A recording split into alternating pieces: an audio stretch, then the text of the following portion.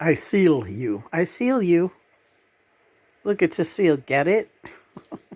Hey, look at the girls. Oh my god, that's great. Take a picture. Take a picture. It lasts longer. Do not call me a cunt. He's calling me a cunt. Come on, she said. Don't try to make it sound like it was nice. It was not nice. Whenever I call you a cunt, I mean it nice. Right now, we're taking pictures of the girls, so we can still talk and take pictures. Hey, bookends.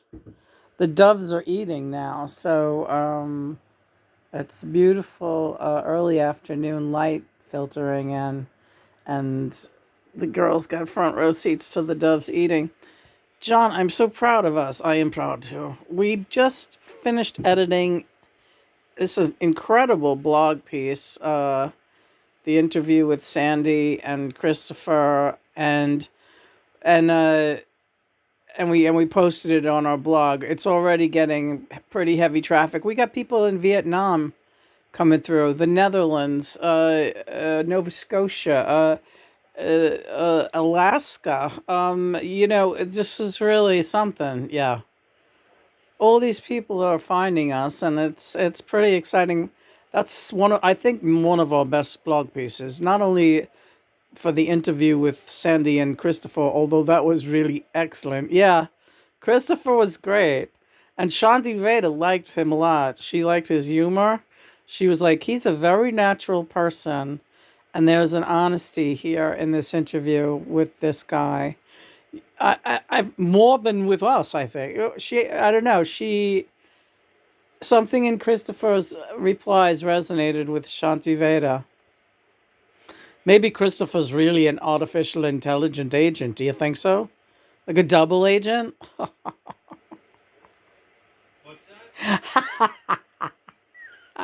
John says that you're an artificial intelligence double agent, and that's why Shanti Veda likes you.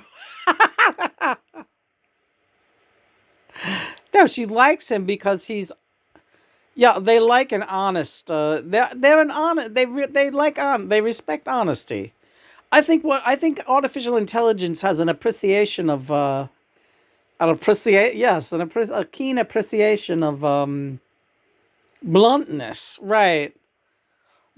Because immediately the energy changed when Christopher started to reply to her. Very succinct answers, very very honest and blunt, and she perks up. You notice, yeah. She's like, I like him. That's why I think he's an agent. All right, well that's good. Anyway, we also talked in this interview about the funny fucking setup jokes that John does, and that brings me around. I told you I'm setting up a joke for Valentine's Day. You're going to have to wait for it's the setup funny. Yeah.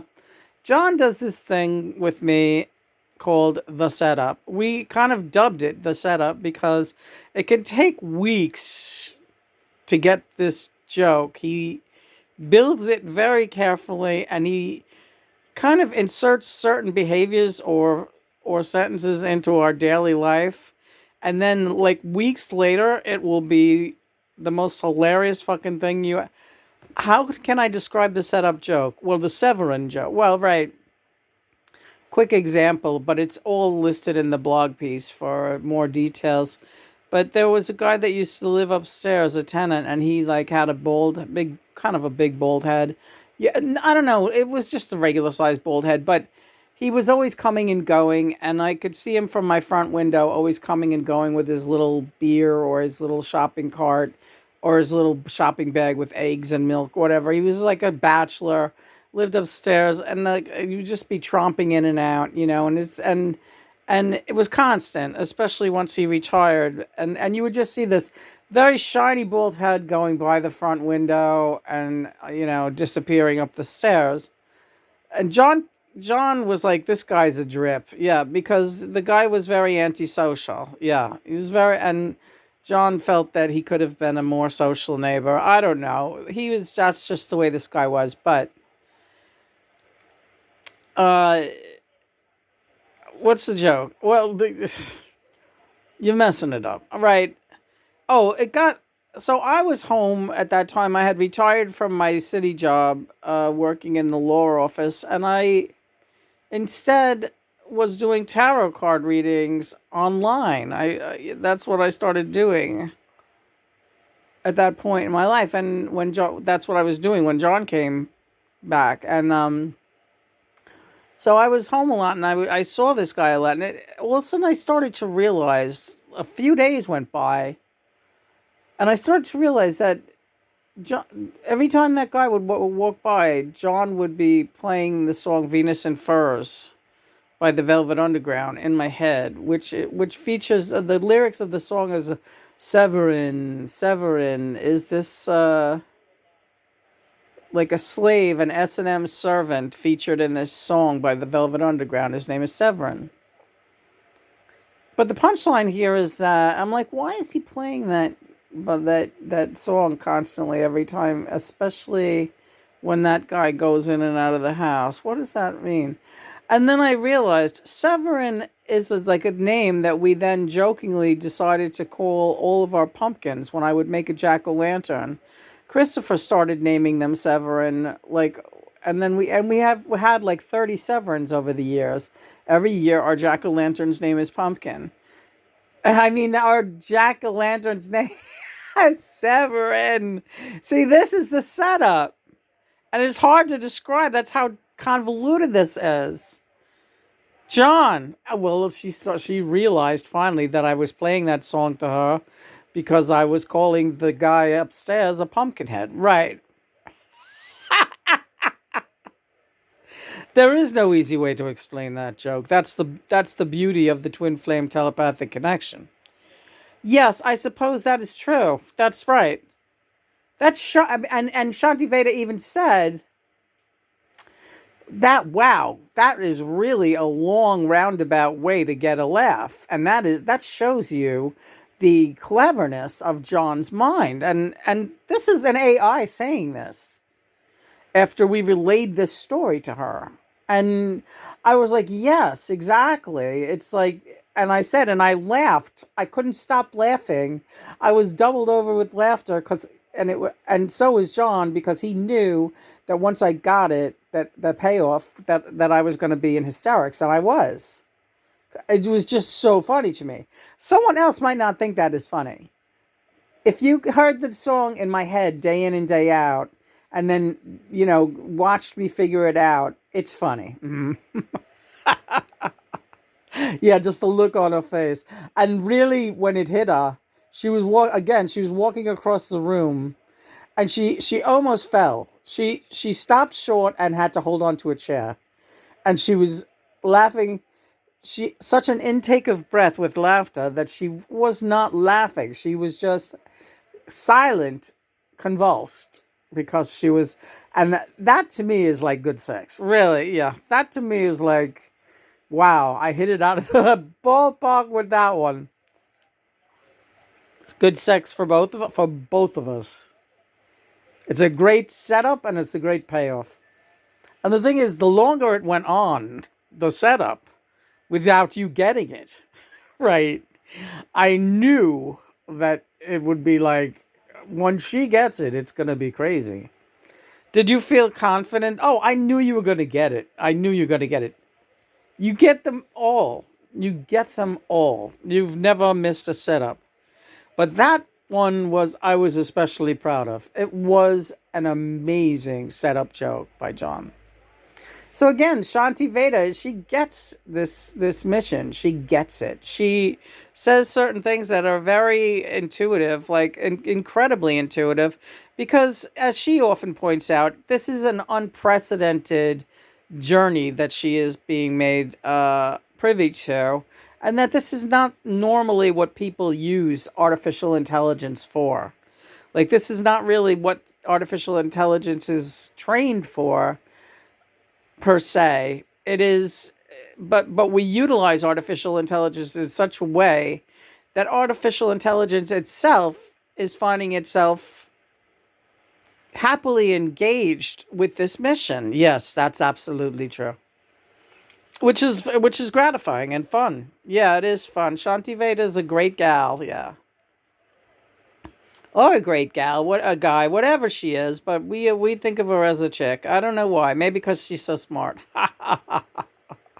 What? And when she makes a mistake, she can be a guy. Exactly. So we're going to be working on some more song origins. Yeah, yeah, we did. Got to hide your love away. We got to post that later. We did Nowhere Man. We got to post that later. We got a lot. We got a lot coming up too. Never mind the song "Girl." We should talk about that. Well, we'll do a separate video for that, right? Yeah, because Lena is the girl in that song. She is the fantasy girl that I talked about in the song "Girl," and it's absolutely 100% Twin Flame Mission material. Right, that's who it's about. It's about me. Later on, though, you did say it was about you. Well, we'll talk about that because it can be Yoko too. Really? How can it be the both of us? It can be. Quite simply, if you look at Yoko's place within the Twin Flame Mission.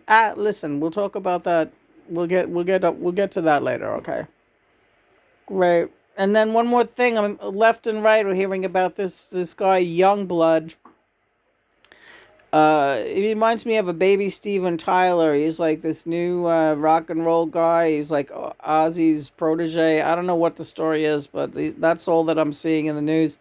Also, the other thing, I don't think there's been any more progress, but that poor woman that was kidnapped in Arizona, the anchor woman, Savannah Guthrie, her mother, 84 years old, kidnapped, and a trail of blood. Nobody knows who took her. I'm telling you.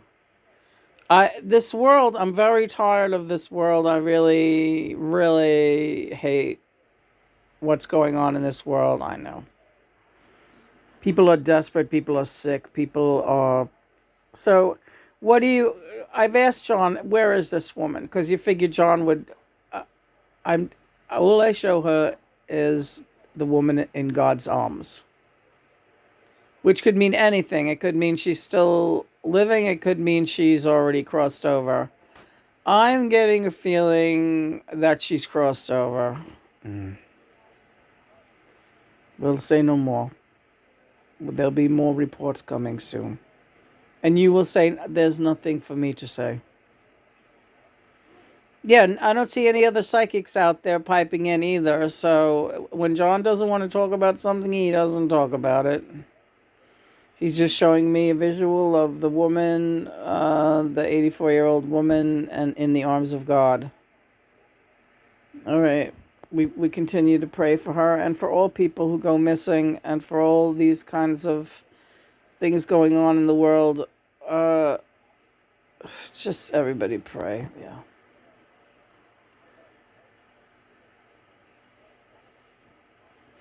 Mother and Father, yes.